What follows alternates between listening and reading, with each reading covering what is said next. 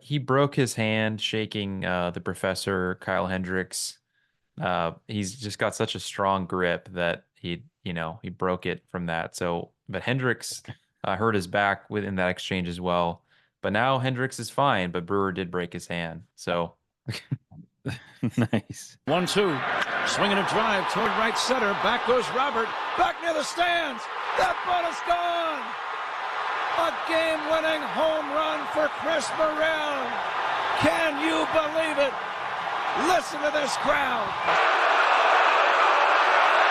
welcome back to the Brotherly Cubs podcast. I'm your little brother Zach, and that's my big brother John. We are your brothers who love everything Cubs baseball. If you enjoy self-torture and watching the train wreck that is the Chicago Cubs, hit the subscribe button, turn on the notifications, and join us every week as we dive into the power, the speed, and a middling team in the National League wildcard race. We like to start off each podcast with a playful question for all 104 of our subscribers.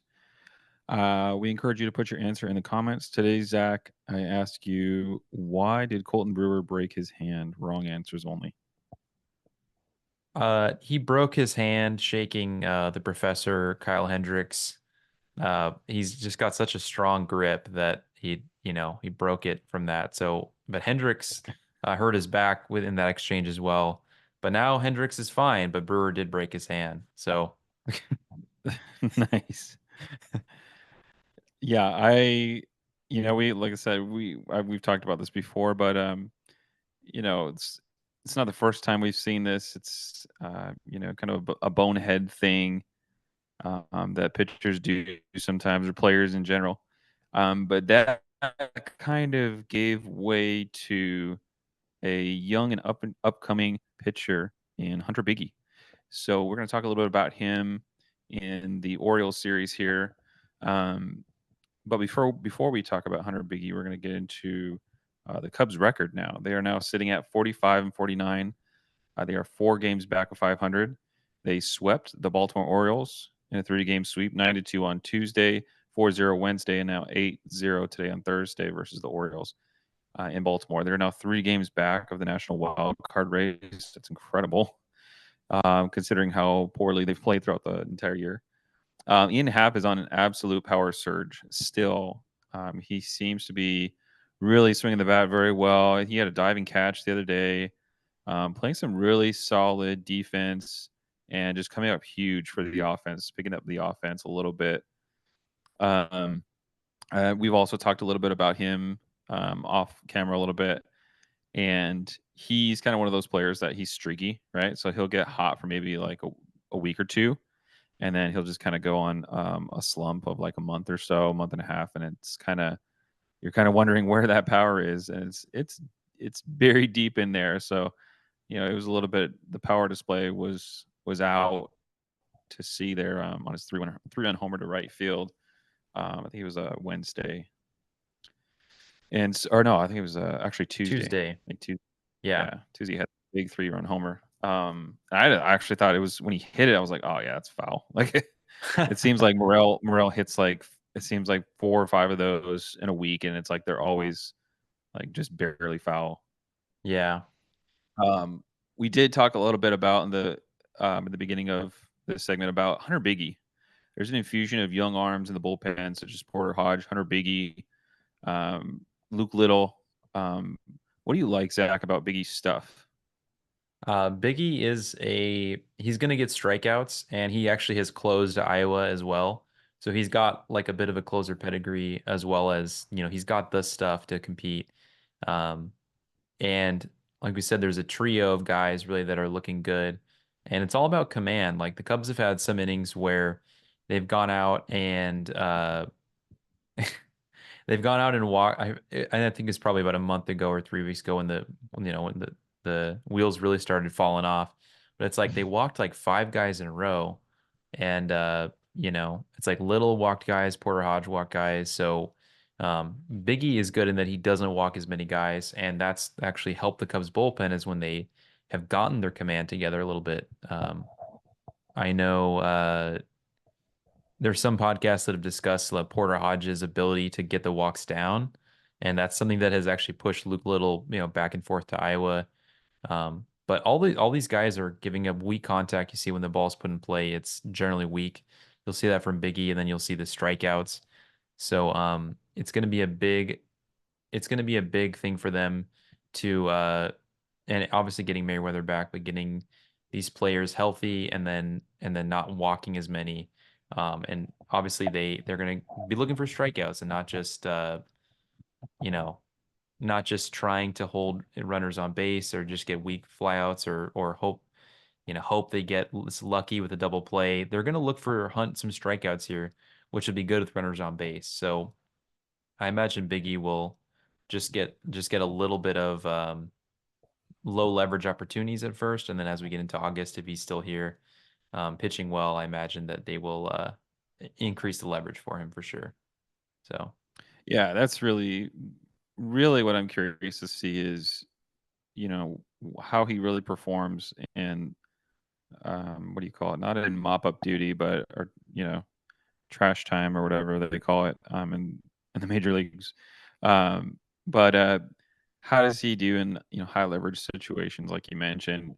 Can he possibly close? Merriweather is obviously going to give him a run for his money to close at this point if he comes back healthy. But does Hunter Biggie give you, a second look at someone who could possibly close next to even, Hector Neris, who, yeah, we're he's done better. He's over the last week or so, but we want someone that's kind of going to be your traditional, um, s- 3 up, 3 down type of closer. Um, if you can throw gas, that's great, right? But eventually, you're going to get run into hitters that are going to catch up to that if you're just throwing gas. Biggie has a great pitch mix that we were talking about off camera. You were mentioning, is it 3 or 4 different pitches that he has? yeah, oh yeah, So he's slider, got curveball, cutter, yeah, fastball, yeah, I want to say he dotted like an 82, it was an 82 mile an hour curve mm-hmm, on the right, on like the outside part of the plate to a lefty. mm-hmm, I can't remember who was it, Santander or one of their lefties, their many lefties, mm-hmm, and I was just impressed. I mean, he's got incredible control. He's kind of what we would have liked to see in maybe someone like Daniel Palencia, who throws straight gas, but just cannot control it. right, And so with Hunter Biggie, you kind of have the best of both worlds. He throws gas, but he also can control it. And he's got a good pitch mix. So, yeah, looking ahead to their schedule right before the All Star break, they have the Cardinals at a 4 game set. They have a doubleheader on Saturday with them in that 4 game set. They have the Arizona Diamondbacks after that, after the All Star break, and then the Brewers as well. So it's no rest for the weary here.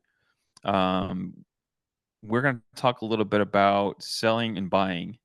Right now, the Cubs are 4 games under 500. For me, for them to really truly show that they're, going to really fight and that their offense is back, for me, I feel like they have to get to at least 500, and they have yeah, to win a series against the Brewers and possibly the Diamondbacks.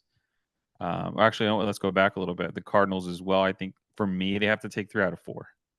I don't think you can split these next 4 games and go 2-2. I think you have to at least get 3 out of these 4 to really show that you mean business and that you're competitive against a team like the Cardinals. yeah. So I mean that puts you 7-3 over 10, and that puts you at 500, and then that also gives you uh essentially gives you enough time, a few days before the trade deadline, to be a definitive buyer. Um, at least that puts them in a position to buy. Of course, they literally, like you said, they have to basically win all those series or go 10-6 or 7-3. They have to win like 60 to 70% of the games up until the next 2.5 weeks, the 30th, to become buyers, and they may even just barely squeak into a buying position. And if they don't, then they're back kind of where they were, sort of in a selling. So, uh, and if they would sell, it looks like Bellinger wouldn't be available unless he heals really quickly. He broke his rib earlier this year, and yeah, he came back in like 2 or 3 weeks. So maybe he'll come back yeah, quickly from the broken finger, but If the Cubs were to sell him, he'd have to show that he's completely healed already, or the buying team would have to like take the risk. Oh, okay, well he'll heal like within a week or something, or be back, and that's a tough risk to take as a buying team. Uh, but we've talked about a few different guys. Nico Hoerner could get traded away because the Cubs have an ability to bring in, let's say, Matt Shaw at the end of the year to play second, or maybe Morel plays. See what Morel looks like at second, and then see what uh, Shaw looks like at third. Can you get Triantos? Maybe not all the way up to the majors, but can you get him a look at both second and third defensively? How does he look? They have a couple of options to play, and even Bush. So if you were to go out there and sign Pete Alonso next year, or really any, let's just say you could get another first baseman, Bush could play second, Shaw could play third, Morel could DH, etc. You get a first baseman. You don't really need Nico. You sort of have some of that with Swanson, a good defender that's fast. Um, you know, but Nico is to me a better hitter, better pure hitter than Swanson. I'd rather almost have him on the team, but Dansby signed, through 2065. So Yeah. he's not Jason Hayward, but he's certainly No. I don't know if we were all banging the drum for him, but I also wasn't upset. I mean, when the Hayward deal came out back in 20 whatever 15, um, or 2016, I was certainly a little weary of the deal, but I was excited to get the player, and I was like, well, hopefully he'll hit to that level. He's shown some things in the past. He's not a power hitter. Dansby has been a power hitter. He had a home run today, time of recording, which was really awesome to see. Dansby's had a terrible year, but he's a good defender, just as Jay Hay was. So similar deals, I guess, in terms of sort of like disappointments, but you know, Hoerner is going to be popular in a trade because he doesn't have an expensive deal and he's a Gold Glove second baseman. He's fast, and at times he can get, he doesn't strike out a lot. He's a contact hitter. He likes to hit the ball hard, and so that's going to be, if the Cubs make a trade, that could be something that teams look for. And also a controllable pitcher, starting pitcher like Jameson Taillon, who has shown himself to be really good. He has like around a 3 ERA this year. Um, he has actually 2.99, so just a hair under 3. He pitched to a quality start here with only 5 base runners allowed, 7 Ks against the Orioles. Really good offense. So he's actually And they were proven to rumored be to. I was gonna say real quick, they were rumored to land him as well because the O's really need pitching. They have obviously a great right. offense. So it's Yeah, funny because I was watching this like I'm sure they don't need to scout at all. Really, he's right in front of you, right? Like, so yeah. Sorry, keep going. I was gonna say like, that's a good point. that's Yeah, I mean, a great audition for Taillon to go to the O's. certainly is. Yeah, I mean they So, definitely got a good opportunity to see him live in person, and he pitched really well against them. I think they would like to have him. He's not going to be super expensive. They have a new owner. It might be somewhere the Cubs can eat some money on the deal and then get more. And you'd like to trade the O's. I mean, they have a lot of prospects.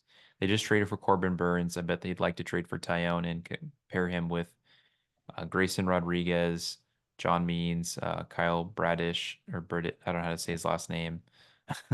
But that would become a really good rotation. That'd be something that could help them in the AL East, definitely. And obviously you're trading with the AL versus trading with the NL. So um, yeah, there's certainly, if you're looking at how the Cubs could get better and could avoid selling. We've talked about Bigge. We talked about, maybe Ben Brown could be healthy if he can get back, he can pitch in the 8th inning.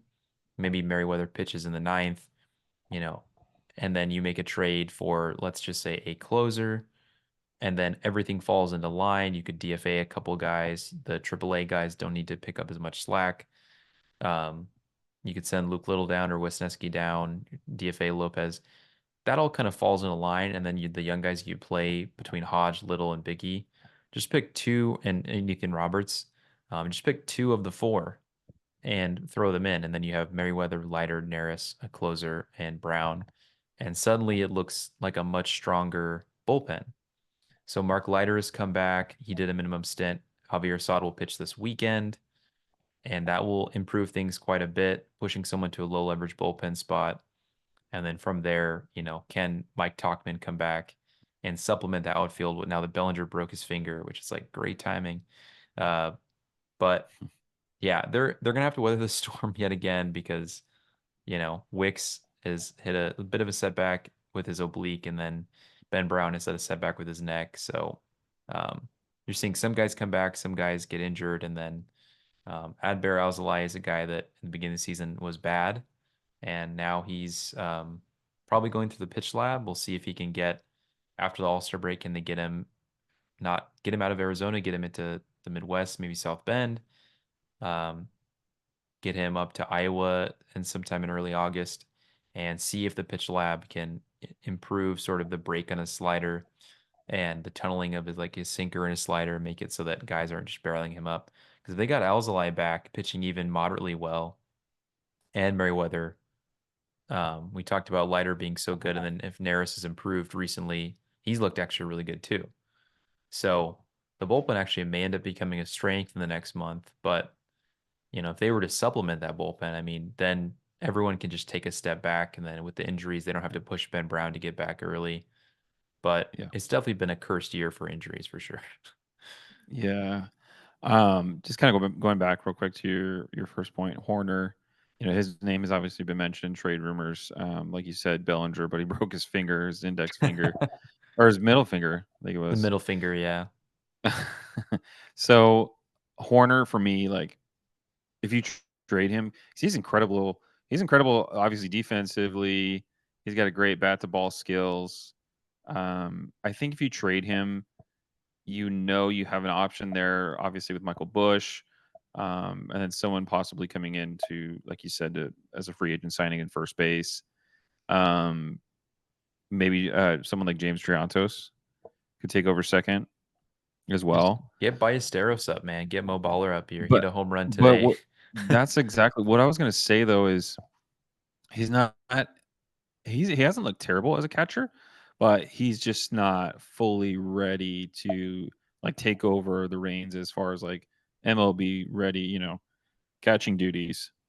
So for me, like I would trade if I were to trade Horner, I'd trade him to somewhere like Colorado or Toronto um that Yeah. might need a second baseman, and you're getting a catcher back that you really would need for the future. Obviously, Yeah, Danny dude. Jansen's on like an expiring deal, so if you can kind of I get like that familiar with deal. him. I like that you Yeah, mentioned that. It's instead of like instead of selling, it's like give them a win now type piece, and you can move to the front of the line for guys that are looking for a catcher. Like we've mentioned, it's tough to bring in a catcher in the middle of the season, but they've done that with yeah, Tomas Nido, and that seems to yeah, have gone just okay. And maybe yeah. I don't know if they would DFA Nido and just try and stick with Amaya as a backup, but And that's I don't know that. Sorry, I was just gonna say real quick. I think that's slightly overrated as far as like the chemistry between a pitcher and a catcher. I mean, it's great. I think right now we just need more offensive output from. I don't. I think our pitching is incredibly solid, and yeah, they've had obviously a lot of reps with Amaya and Gomes when he was there, yeah, but I get think we really need just like solid hitting from our catching core or from our catchers. So I'm sorry. Go ahead. I like that you did. I mean, if you look at like the rumblings between, Bo Bichette and the Toronto Blue Jays, that could be a good place for Nico Horner to go. Maybe he can play third, Yeah. play a little bit of third, a little bit of second, and then replace Bo Bichette. He's not going to replace him super well, but that Right. is a type of player that the Blue Jays might like. And especially if they look to rebuild, he's on a cheap deal. He's a solid player. So that is a solid thing to think about. And then you could free up the infield for Morel to play second. And then, of course, Possibly. Yeah. you're going to give a lot of opportunities to Mastroboni at third, unfortunately, but he has looked really good defensively there. Yeah. And then, He's looked incredible, right? That's yeah, insane. Like, just how great he's looked. Offensively, that's one thing. He's had a few hits here and there, but just defensively, I don't think we can ever give him enough praise for like today. Today there was a few balls that were hit near his way, and he just like he made such a strong throw, and I think there was like a slow dribbler or something like that down the third base line. yeah, He charged it, picked it up, and threw it, and just insane. Like he's throwing maybe with similar strength as like Morel. But he's fielding his position yeah, properly. really, really, Like, really, really well. Like it's just some yeah, incredible plays at third. Yeah. I mean, I would As love a to bench see. piece, he's great. Oh yeah, he's a good bench piece. And he's Yeah. fast. I'd like to see if Matt Shaw could eventually play third, because if Yeah. he could play third with, I almost said Harrell, Morel at second. I still want Nico Horrell, there. what a whore.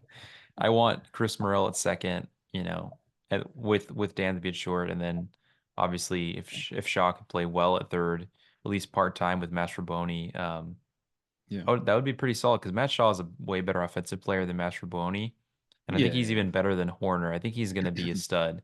So just get Yeah. him in there, get Triantos at AAA. We talked about Mo Baller, Moises Ballesteros. Get him playing a little bit more catcher at AAA because he would be extremely valuable next year as a Right. 21-year-old catcher. If you could, some podcasts even mentioned getting him 1 or 2 games per week at catcher, and not saying, Yeah. okay, like in the bigs, like not saying he's going to be your full-time catcher. Um, well, not your full-time catcher or even most of the time catcher, But but even a just get him backup, right? comfortable. Backup Can you catcher. imagine him as a backup with maybe Jansen if they sign Jansen to like a semi-team friendly deal, or even Elias Diaz or something like that? I think they're both Yeah. expiring contracts, and then have Mo Baller just like as a backup catcher, Yeah, or and slot him in as a DH because he can hit like it's you could crazy. DH. I mean, at sometimes you could put him at first and then put Bush over to second and then, or Yeah, Morel. Um, dude, we should get Bush to play good point. third. Can you imagine? Like, because he's actually a solid Well, he can play defender at all of them, second. right?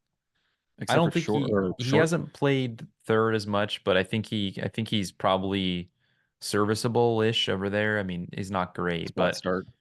you got to get these young guys in the big leagues and get them in over guys like Bodie or Wisdom and things like that. Not that those Yeah, guys are terrible, but there's a real opportunity here, and that could be with a trade like for Hoerner. And I like the idea of doing um, a buy side trade that also kind of frees up some of the flexibility in the infield. And maybe if you give Hoerner to the Blue Jays, maybe they'll also give you a reliever too. So if you one-stop shop, maybe give them Hoerner and something else, you get a really good reliever, and then you get Elias Diaz, or not Elias Diaz.